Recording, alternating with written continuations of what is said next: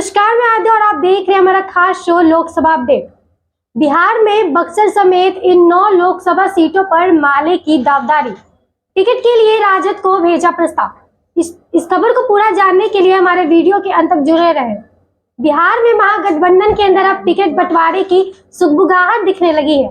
महागठबंधन सितंबर में ही बैठक करेगी जिसमें टिकट बंटवारे पर चर्चा होगी।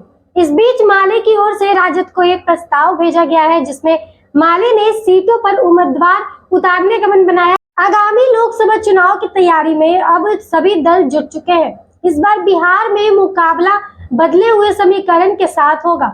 जदयू और भाजपा एक दूसरे के लिए विरोधी बनकर चुनाव लड़ेगी। महागठबंधन ने एनडीए को पटकनी देने के लिए अब कमर कसना शुरू कर दिया है।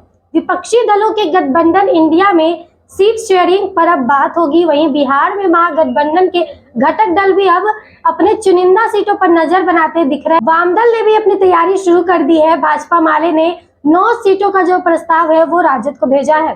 माले ने 9 सीटों का प्रस्ताव राजद को भेजा। अगले साल खत्म होने वाले लोकसभा चुनाव के लिए सीटों पर अभी से मंथन शुरू हो गया है। बताया जा रहा है कि भाजपा माले ने तो अपनी 9 सीटों का प्रस्ताव राजद को भेज दिया है। पार्टी के महासचिव दीपंकर भट्टाचार्य ने सीटों का प्रस्ताव राजद को भेजने की बात कही, मगर उन्होंने भेजने की बात तो कही पर उन्होंने आंकड़ा नहीं बताया। मंगलवार को एक प्रेस कॉन्फ्रेंस में उन्होंने कहा कि बिहार में 2024 की लोकसभा चुनाव में किस पार्टी को कितनी सीटें मिलेंगी, इसको लेकर 30 सितंबर से पहले महागठबंधन की बैठक होगी जिसमें टिकट बंटवारे पर चर्चा होगी।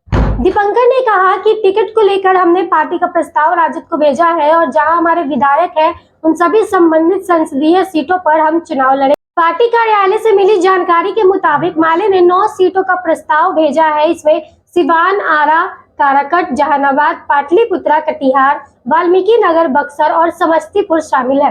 प्रेस कॉन्फ्रेंस में दीपंकर ने कहा कि मुंबई में विपक्षी दलों की बैठक से भाजपा परेशान है। बैठक में 2024 के चुनाव को लेकर कई निर्णय लिए गए हैं जिसमें तय किया गया है कि हर राज्य में विपक्षी एकता के दम पर महंगाई, बेरोजगारी और अस्थायी तानाशाही के खिलाफ जन अभियान चलेगा।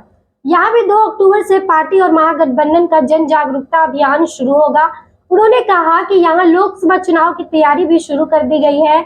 उन्होंने कहा कि हम वन नेशन के विरोधी नहीं है, लेकिन हम वन इलेक्शन का हम विरोध करेंगे। यहाँ केंद्र सरकार की चाल है और भाजपा चाहती है कि इसके बाद 0 इलेक्शन भी लागू कर दिया जाए ताकि वह नियम से ऊपर उठकर निर्णय ले सके। धन्यवाद। आज का खबर यहीं तक। हमारे साथ जुड़े रहे अगले खबर के लिए। तब तक धन्यवाद।